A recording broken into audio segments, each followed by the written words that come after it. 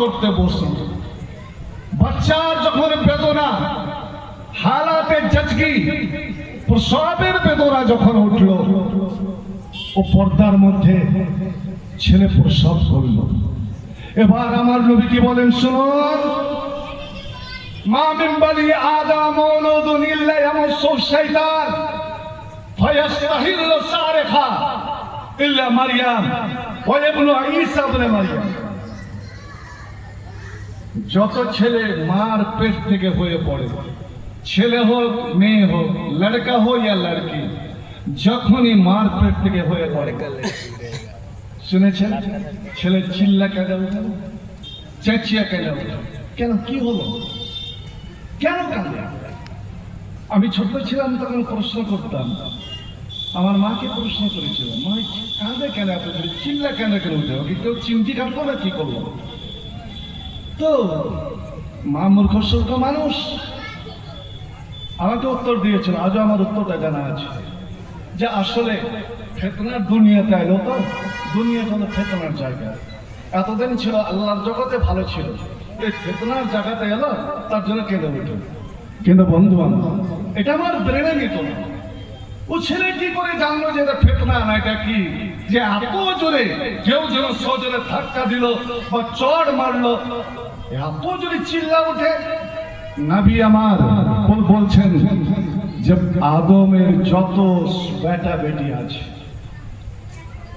নবজাত বাচ্চা নতুন যে জন্ম নিল, ছেলে হোক মেয়ে হোক, এ মা বোন তুমি সাবধান, ভালো করে শুনে রাখো। যখনই জন্ম নিল, দুনিয়াতে সে যেমনই পড়েছে, তখন ছেলে চেঁচিয়ে কেঁদে উঠে। কেন? শয়তান, শয়তানকে এইভাবে পৌঁছানো যায়, এইভাবে পাঞ্জা। পাখি যেমন, বাজ পাখি যেমন চুঙ্গল মেরে কোন জিনিসকে নিয়ে নাই, এইভাবে শয়তান তার বংশ বসাই এই বনু আদমের উপরে। ও বড় আনন্দ পায় যে আমি আমার বংশ, আমি আমার ভাগ বসিয়ে নিলাম। এই জন্য ছেলে শয়তানের আঘাত, শয়তানের মা সহ্য করতে না পেরে ছেলে চেঁচিয়ে কেঁদে উঠে। কিন্তু এই আকাশের নিচে, জমিনের উপরে এমন দুই মহান ব্যক্তি, খুশকিসমত ব্যক্তি, এমনই ভাগ্যবান ও ভাগ্যবতী একজন ছেলে আর মেয়ে রয়েছে, যারাকে শয়তান ছুঁইতে পারেনি। শয়তান এসেছিল, দৌড়ে আসছিল ওকে স্পর্শ করার জন্য, ছোঁয়ার জন্য। পর্দা উঠিয়ে যাবে, ছেলেকে মারবে।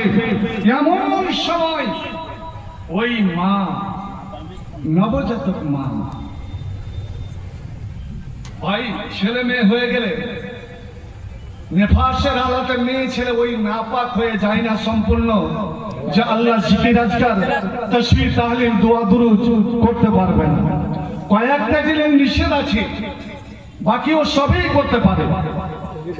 শয়তান ঢুকতে যাবে, ওই সময় ওই মা যার পেট থেকে এই মেয়েটা জন্ম নিয়েছে, মেয়েটার দিকে তাকিয়ে আছে, মেয়েটার একটা নামও রেখে দিয়েছে, মেয়েটার নামও রেখে দিয়েছে, সুন্দর নাম, সেটা হলো মারিয়াম। ওয়াইন্নী সাম্মাইতুহা মারিয়াম, আমি এর নাম মারিয়াম রাখলাম। প্রত্যেক মা বাবার কর্তব্য, ছেলে জন্মের সঙ্গে সঙ্গে বা সপ্তম দিনে, জন্মের দিনও নাম রাখা যায়। যেমন আল্লাহর নবী তার ছেলে ইব্রাহিম বিনতে মারিয়া কিপ্তিয়া, মারিয়া কিপ্তিয়ার পেট থেকে যে ইব্রাহিম